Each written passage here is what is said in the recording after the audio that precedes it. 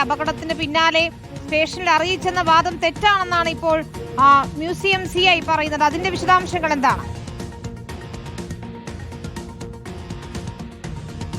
വിനീത, നിലവിൽ ഈ അന്വേഷണത്തിൽ പോലീസിന്റെ ഭാഗത്ത് വീഴ്ചയുണ്ടതിന്റെ അടിസ്ഥാനത്തിലാണ് DCPക്ക് തിരുവനന്തപുരം സിറ്റി പോലീസ് കമ്മീഷണർ അന്വേഷണ ചുമതല കൊടുത്തത്. അങ്ങനെ DCP ഇന്ന് മ്യൂസിയം സിയുടെ പ്രതികരണം എടുത്തതിന്റെ വിശദീകരണം തേടി. അങ്ങനെ മ്യൂസിയം സി നൽകുന്ന വിശദീകരണം അനുസരിച്ച് മണിയൻപിള്ള രാജു പറയുന്ന മൊഴികളുടെ ഘടകവിരുദ്ധമായിട്ടാണ് മ്യൂസിയം സി നൽകിയ വിശദീകരണം. അതായത് മണിയൻപിള്ള രാജു രാത്രിയിൽ തന്നെ പോലീസിൽ വിവരം അറിയിച്ചുവെന്നും താൻ നാളെ വന്നാൽ മതിയെന്ന് പോലീസിൽ നിന്ന് പറഞ്ഞു എന്നാണ് മണിയൻപിള്ള രാജു മാധ്യമങ്ങളോട് പറഞ്ഞത്. പക്ഷേ അങ്ങനെയല്ല, രാത്രിയിൽ തന്നെ മണിയൻപിള്ള രാജുവിനെ ബന്ധപ്പെടാൻ സാധിച്ചുവെങ്കിലും മണിയൻപിള്ള രാജുവിന്റെ ഫോൺ ഓഫായിരുന്നു. കവടിയാറിലെ വീട്ടിലേക്ക് എത്തിയെങ്കിലും മണിയൻപിള്ള രാജു വീട്ടിലില്ലായിരുന്നു. വീട് അകത്തേക്ക് കഥ പൊളിച്ച് എത്താൻ സാധിക്കില്ലല്ലോ, അങ്ങനെയുള്ളൊരു പ്രതിയല്ലല്ലോ. അതുകൊണ്ട് ആ രീതിയിലേക്ക് പോലീസ് നടപടികളിലേക്ക് എത്തിയില്ല. പക്ഷേ വീടിന്റെ വാതിൽക്കൽ മണിയൻപിള്ളയെ കാത്ത് രാവിലെ വരെ പോലീസ് ഉണ്ടായിരുന്നു.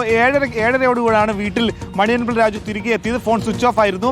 അങ്ങനെ 7:30ക്കാണ് മണിയൻപിള്ള രാജുവിന്റെ വിഷയം അവതരിപ്പിക്കുന്നത്. ഒപ്പം തന്നെ 9 മണിക്ക് ഹാജരാകാൻ ആവശ്യപ്പെട്ടില്ലെങ്കിൽ അറസ്റ്റ് രേഖപ്പെടുത്തുമെന്ന് പറഞ്ഞു. അതിൽ സാങ്കേതികമായുള്ള ചില പ്രശ്നങ്ങൾ കൊണ്ടാണ് വാഹനം പിടിച്ചെടുക്കാൻ, കസ്റ്റഡി എടുക്കാൻ സാധിക്കാഞ്ഞത്.